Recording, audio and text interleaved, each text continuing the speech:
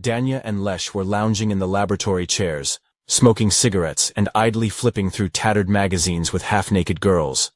Danya, short, stocky, with eternal stubble and a worn belt on his robe, flexed his fingers with a crunch, glancing at the cover.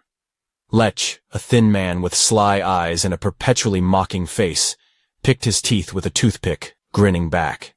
They did not hear a quiet electronic signal that reported anomalies in the process of cold synthesis of a substance that was supposed to treat brain tumors in the future. They didn't give a damn. The senior researcher left a couple of hours ago, instructing them to monitor the process. But who in their right mind would sit and stare at graphs when they could relax? In the corner of the room, devices hummed steadily, pumping chemical compounds into a glass preparation cube, creating a substance that no one had ever tested before. The monotonous hum, the dim light of the monitors, and the warm, slightly stagnant atmosphere of the laboratory encouraged laziness. Danya lazily turned the page, lighting a cigarette from an already burnt-out cigarette. But suddenly he felt the chair vibrating under him. He frowned, glancing at the instruments. The monitor flashed with alarming indicators, but he did not immediately understand what this meant. At that moment, there was a high-pitched metallic sound, as if someone had sharply dragged a fork across the glass. Lech shuddered, threw the magazine on the table and got up. The sound came from the cube. The glass was shaking slightly, and a dense dark fog was swirling inside. They exchanged glances. Has this happened before? I don't think so. Danya dropped the butt of his cigarette into the ashtray, came closer, peering into the glass surface. The shadow inside seemed to pulsate, expanding and contracting like a living heart. What the hell? He muttered, twirling the lighter in his hands. Lech snorted, leaned closer, and tapped on the glass. The shadow inside twitched. There was a barely audible buzzing sound from inside, as if someone had turned on an engine. The buzzing grew louder. Suddenly the sound stopped. There was a frightening silence, and immediately there was a sharp pop. Danya screamed, jumping back, but it was too late.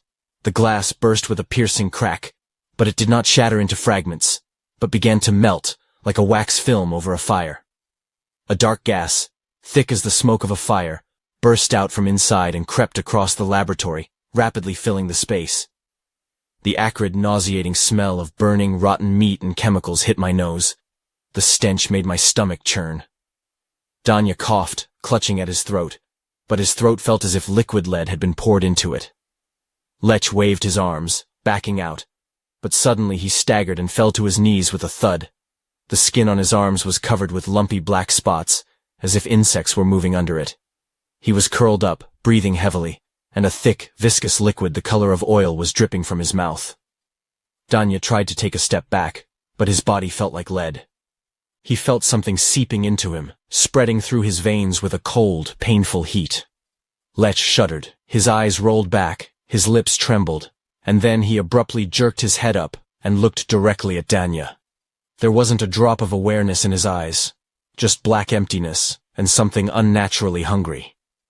His lips stretched into a creepy grin, and he began to get to his feet, shuddering convulsively, moving abruptly, jerkily, like a doll on broken hinges. Lech gasped in horror. His legs wouldn't obey, and a single panicked question was pounding in his head. What the hell did they let out of this cube? Yevgraf Nikiforovich came to the laboratory in the evening, as always, after dinner, to check on how things were going. He nodded to the guard at the entrance, waved his hand lazily, and headed for the elevator. The laboratory was located on the lower technical level, where the air was saturated with the smell of chemicals, ozone, and cheap coffee. The senior scientist was a strict man, but not cruel. He knew that Danya and Lech were stupid, but he tolerated them because of their bright heads. They were said to be talented, but lazy bastards. The elevator lowered him down with a soft mechanical sigh, the doors opened, and he entered the code on the panel with a practiced movement. The lab door clicked softly, and he pushed it open, stepping inside. The lights were on, the appliances were working, everything looked as usual, except that there was a strange smell in the air, like burnt meat mixed with rancid chemicals. "Well, buggers, how's the process?"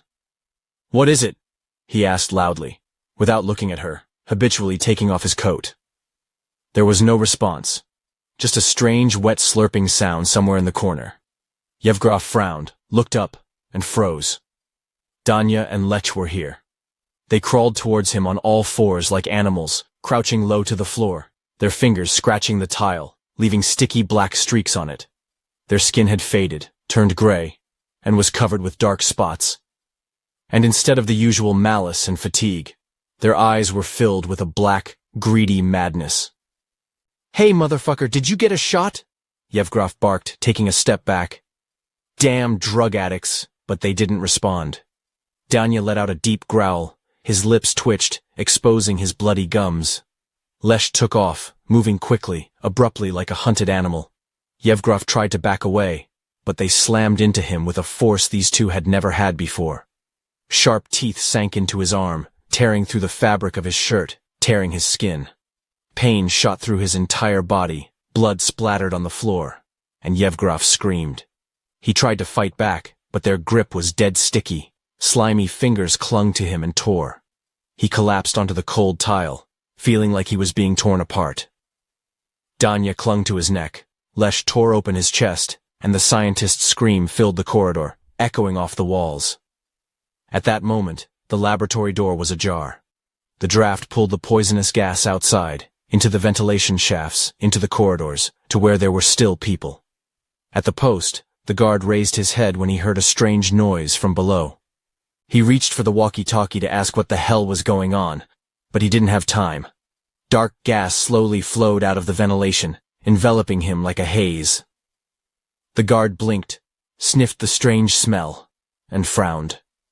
My chest felt tight, my throat burned, and then my whole body ached unbearably.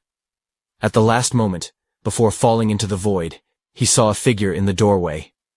Danya, the former Danya, came out to him with dead, bleary eyes and a bloody smile. Moscow breathed in the damp of the night. The lanterns cast a pale light on the empty streets, where only occasionally the silhouettes of random passers-by flashed. The city center was bustling with life. The clubs pulsed with dull bass, filling the narrow alleys with drunken laughter and ragged sounds of music. Bartenders lazily polished the counters, waiters collected generous tips from flushed guests, and security guards at the entrance threw another overly amused customer onto the street. Homeless people spent the night in the markets, hiding from the wind in cardboard boxes, cigarette butts smoldered in the doorways. Someone finished the last one before going to bed, and someone was looking for somewhere and something to catch up. Outside the city, on the outskirts, a few cars rustled their tires on the broken asphalt, disappearing into the darkness. In the Troitsk district, in an old gray brick building, the windows of the 23rd police station shone dimly. Inside, it smelled of coffee, cigarettes, and dust settling on old case files. Senior Sergeant Nikolai Gavrilov, Kolyan, sat at the console, yawning heavily, and looked through the summary of the night's incidents. Nothing new. In one place, a drunken grandfather got into a fight. In another, drunks switched from words to deeds and started a brawl at a shawarma tent. Some needed an ambulance, others needed an outfit, and others just needed to get enough sleep. But in all cases it was up to the attendant to figure it out. The phone was ringing. I had to send a patrol, then explain that the police would not come on call. The neighbor's TV is loud. I wanted to smoke. I wanted coffee. But the vending machine on the ground floor was giving out some kind of disgusting liquid, and the kettle in the break room was broken. Kolyan frowned with displeasure, looked at his partner, Vitya, who stretched lazily, cracking his joints. The guy was young, but he had long been used to night shifts, working in silence, without asking questions. Kolyan reached out, rummaged around the table, pulled out a plastic bottle from under the papers and nodded to his partner. Vitya, go to the Azeri coffee shop, he said, handing over the bottle. Bring me a cup of coffee, otherwise my eyes are closing. Vitya took the bottle without a word, turned around, and went to the exit.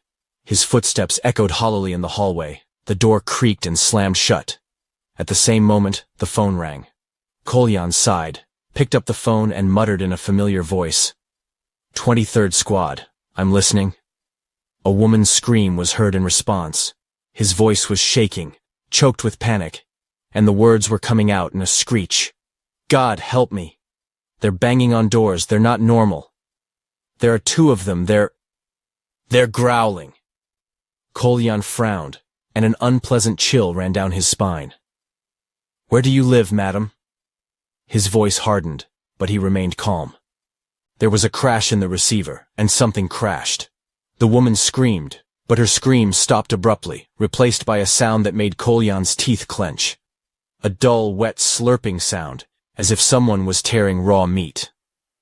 He frowned and gripped the receiver tighter, but there was only soft breathing and an incomprehensible rustle in the receiver. He slowly replaced the receiver. It suddenly became too quiet in the department. Even the usual hum of the desk seemed to be muffled. Kolyan didn't move, staring straight ahead, a single thought slowly spinning in his head. What the hell just happened? Vityai returned 15 minutes later, slamming the door and shaking fine raindrops from his jacket.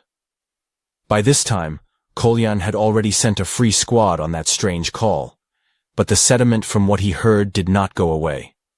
He nervously twisted the pen in his fingers, staring into the void, while Vitya put a bottle of hot coffee on the table.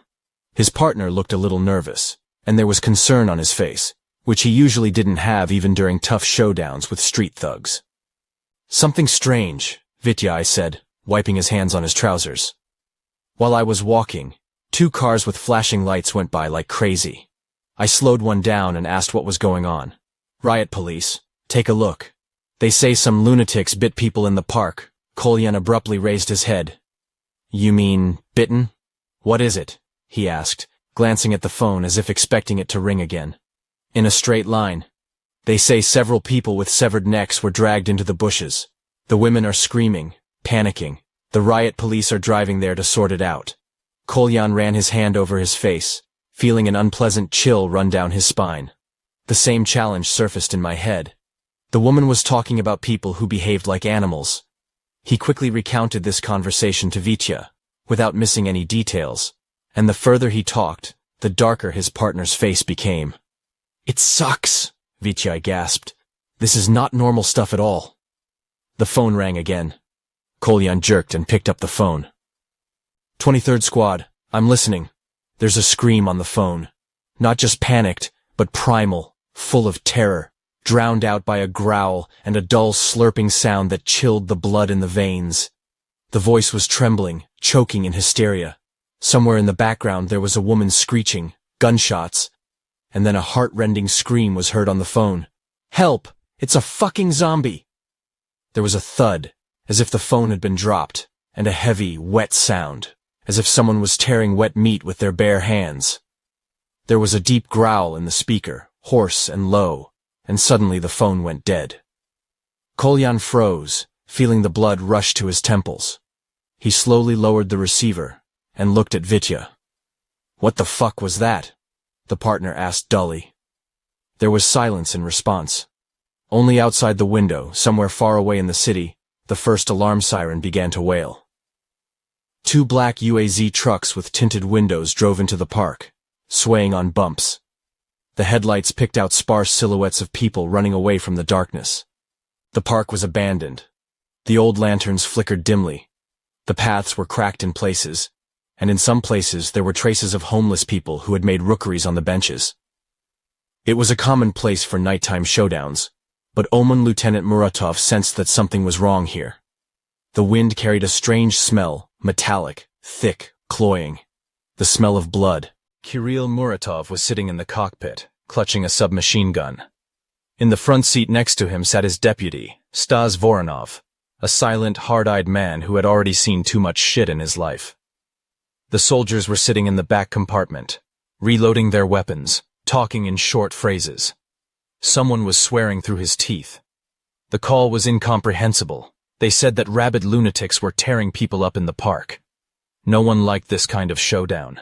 The psychos are unpredictable, dangerous, and even go figure out who's to blame. Okay, turn it off. Muratov ordered the driver. Both cars stopped. The doors swung open, and the soldiers poured out. The cold autumn air hit my face. I smelled wet leaves and earth, but the smell of blood overpowered everything else. Muratov adjusted his belt and gritted his teeth. The squad formed a semicircle, ready for any turn of events. And then they saw them. Crowd. Maybe 15, maybe 20 people. They were moving unnaturally fast, huddling together, chasing someone. Muratov noticed the victim. A young, thin guy in a sweatsuit, running, weaving through the trees. But he didn't have time. One of the pursuers jumped, knocked him to the ground, and immediately the others attacked him. They tore at him with their teeth, their hands, clawing at his face, neck, and stomach. The guy jerked, howled, but in the next instant his voice was drowned in his own blood. A girl sat shivering to the side. She was sobbing. Clutching her forearm, blood was flowing through her fingers. Her skin was deathly pale. She looked at the riot police. There was horror, pleading, fear in her eyes. "Come on, everybody, be quiet. What the fuck are you doing?" Muratov barked, holding up his machine gun. The fighters raised their weapons. No one has fired yet. The crowd froze, straightening up, as if they had just noticed the men with guns. Faces. Muratov looked closely and realized that these were not just loonies. Their eyes are empty, whitish, without a drop of intelligence. Their bodies were covered with bloodstains, their clothes were torn, and there was dark slush on their lips. They were silent for a few seconds, and then one of them jerked forward, hissed, and the whole crowd rushed at the squad. "Fire! Fire! Damn it!" The roar of machine gun fire rang out. The first rows of attackers collapsed, pierced by bullets, but the rest did not stop. One with a torn shoulder fell, immediately got up. Another with a hole in his chest rushed forward, as if he did not feel pain. The fighters began to retreat, but Muratov immediately realized that it was useless to shoot at the torso. "Shoot at the heads." They managed to put 3 of them in the heads at once, with shots to the head. The others hesitated, as if trying to realize that they were really being killed. Muratov felt something constrict his chest. Adrenaline was pumping into his blood, but he did not show fear. "We'll detain one. Go ahead." 2 soldiers rushed to the nearest one, who was writhing on the ground with a bullet in his thigh, trying to rest on his arm, which had been broken by a bullet. They ran into him, knocking him down, but the creature struggled with superhuman strength. One of them pinched his neck, trying to twist his arms behind his back. The second one grabbed the handcuffs, but did not have time. The creature lunged forward, teeth closing on the arm of one of the fighters. Bone cracked, blood splattered. The fighter screamed and jerked back, but his jaws were locked in place. "Fuck it off!" Shoot! Shoot! Shot. The creature's skull shattered, and blood splattered the ground. But it was too late. Muratov saw the fighter's eyes. There was no pain in them, only fear. "Am I dead?" he whispered, looking at the commander. Muratov was silent. One thought was already spinning in my head. He wasn't sure, but it looked like it was. An hour later, Muratov couldn't remember himself. "My head is buzzing, my body is moving on its own. My thoughts are blurry, dark, and without shape." He no longer felt like a human being. Hunger. He drove him forward, led him through the fire, through the screams, and guttural growls of others like him. Moscow was ablaze all around. Overturned cars, broken shop windows, shards and blood. Sirens wailed in the distance, echoing among the remote houses. The crowd moved with him, clumsily, jerkily, like broken puppets, but inexorably. The Infinity Club shone ahead. Neon signs shimmered, and music blared from inside, muffling the chaos outside. The guards at the entrance were talking lazily, unaware that their night was about to turn into a nightmare. One was lighting a cigarette, the other was idly picking at his phone, and his injury kit was hanging from his belt, standard equipment for such places. Drunken companies went out into the street, smoking, laughing, not noticing the dark figures that emerged from the alley. The first guard noticed the movement at the last moment. The sentence ended with a shout as the crowd swooped in. Muratov was the first to crash into him, knocking him down, and with a powerful blow broke his chest. The second guard rushed after the injured man, but he did not have enough for a split second. The hands of the dead were already clinging to his form, pulling, breaking. A shot rang out, but the bullet only tore off a piece of skin from the face of one of the dead. The guard collapsed on the asphalt, and several bodies piled on top of him at once. The door of the club swung inward, and the first zombies burst into the hall. The crowd inside hadn't realized what was happening yet. The DJ at the console was nodding to the beat, and the dance floor was buzzing with bass. The girls with glasses were laughing. Someone ordered a cocktail. Someone was arguing at the bar under the mocking gaze of the mulatto bartender. But those who were closer to the entrance saw what kind of horror had burst into the club. The guy in the jacket was the first to yell, as teeth bit into his neck. Hot blood splashed onto the counter. A girl nearby screamed and backed away, but she was grabbed by the hair and yanked back. She fell down and immediately started vomiting. Muratov stepped onto the dance floor. People were rushing about like a herd of frightened animals. Some fell, some were knocked down. A girl in a short top tried to run out, but she was grabbed by the arm. She screamed and lunged, but the teeth had already closed on her shoulder. A guy in a sports jacket, pressed against the bar, grabbed a bottle of whiskey, smashed it, and rushed at one of the zombies. He didn't feel any pain, just stepped forward and grabbed the guy with both hands.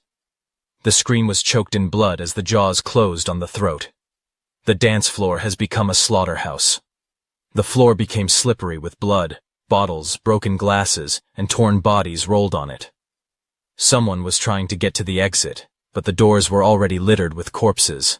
The girl on her knees begged for help until her face disappeared into the teeth of the attackers. The music was still playing, the drums beating to the beat of the screams. But after a few minutes, there was no one left to shout, and Muratov was just walking through this chaos. He no longer cared that everything around him was screaming, writhing in agony. He felt nothing but hunger. A guy was staggering in front of him with a cocktail in his hand. He looked at Muratov in horror, stepping back, but it was too late. Moscow fell overnight. By morning, the city no longer belonged to the living. With the first rays of the sun, the streets, filled with cars, people, shop windows, and traffic yesterday, looked like the scenery for a nightmare. Abandoned cars smoldered on the roads in some places, and a bus near the Oktyabrskaya metro station lay on its side, its windows smashed, and darkness swirled inside. Bodies littered the sidewalks, many of them disfigured and twisted, as if they had been torn apart by bare hands. The walls of the houses were stained with blood, and in some places there were clearly nail marks. People tried to climb up and run, but they were overtaken. On the very first night, all military units in the capital region were alerted. The internal troops and police special forces tried to quell the chaos, but were faced with something that could not be explained. Columns of fighters, armored personnel carriers and trucks with fighters on board left the barracks. Armored personnel carriers occupied key intersections. The troops were ordered to suppress mass riots caused by collective psychosis. No one believed that it was really something more. But the truth soon became apparent. The fighters opened fire on the aggressive, unnaturally fast creatures, but they did not fall. Even after being hit in the chest, they continued to move, stepping over their own, climbing on the hoods of cars, making their way through the debris. It was only when the first skull was blown apart that the commanders realized that you can only kill with a shot to the head. 7 checkpoints were lost during the night, and units stationed in the northern regions were completely destroyed. The unit sent to eliminate the riots in the Marino district was cornered in an alley near the old factory. The surviving sergeant radioed in only one word before the connection was cut off. Zombie. At first, the news talked about an epidemic of collective insanity, that the city is engulfed in outbreaks of mass violence. But by dawn, the emergency broadcast had something that no one expected. An emergency appeal to the citizens of the Russian Federation. Due to the emergency situation in Moscow and the surrounding regions, the government of the Russian Federation, together with the command of the armed forces, is introducing a full quarantine regime in the capital and a number of other localities. Numerous cases of aggressive behavior of citizens have been recorded throughout the city, manifested in attacks on others, violation of public order, and resistance to law enforcement officers. Initially, it was assumed that these incidents were related to mass riots and an outbreak of collective psychosis. However, the incoming information allows us to conclude that there is an unknown viral or toxic factor leading to uncontrolled aggression, loss of cognitive functions, and significant physiological changes in the behavior of infected people. In this regard, all citizens are strongly advised to leave the streets immediately and take shelter in safe places. Avoid contact with any persons showing signs of inappropriate behavior, aggression, lack of reaction to painful stimuli, unnatural movements. Do not attempt to provide assistance to victims without appropriate protective equipment. Any physical contact can lead to infection. Stay calm and follow the instructions of representatives of the Armed Forces and Interior Ministry staff. Army units are currently being deployed to the city, and military personnel are clearing areas and setting up checkpoints. All attempts to violate the quarantine or obstruct the actions of law enforcement agencies will be suppressed in accordance with the law. Only the military themselves did not know what to do. Tanks were moving along the garden ring. Armored personnel carriers were setting up barriers, trying to comb the streets. The soldiers aimed their machine guns, but did not shoot immediately. They were taught to protect citizens, not shoot at people, until they saw how one of the soldiers in the guardhouse at the checkpoint became a victim of his own colleague. The sergeant, whom everyone knew, with whom they had joked on smoke breaks yesterday, grabbed his partner's face with his teeth. He was eating him alive while those who stood nearby looked on in shock. Then they fired without hesitation. But it was too late. An evacuation convoy broke down in the Taganka area. A column of 5 armored personnel carriers was surrounded on the bridge. The soldiers tried to fight back, but the creatures kept climbing, even with their arms torn off and their bellies shot through. Witnesses saw how the hatch in the last APC was opened, and one of the fighters shot himself in the head when he realized that they had lost. In the southwest, Vnukovo has become one big trap. People rushed to the airport, hoping for evacuation. But when the military blocked the entrances, the crowd began to destroy the barriers. In their panic, people did not notice how infected people appeared among them. After a few minutes, there were only sounds of agony and screeching outside the glass doors of the terminal. In the north, in the Kovrino area, an entire block was cut off from the rest of the city. The military carried out an air raid, hoping to destroy the source of infection with rockets, but the fire did not stop those who had already died. Politicians urgently gathered in the Duma. Representatives of the command locked themselves in the upper floors. The last order that was broadcast on military frequencies was to hold the city at all costs. But the city no longer belonged to humans. By morning, the corpses began to come to life.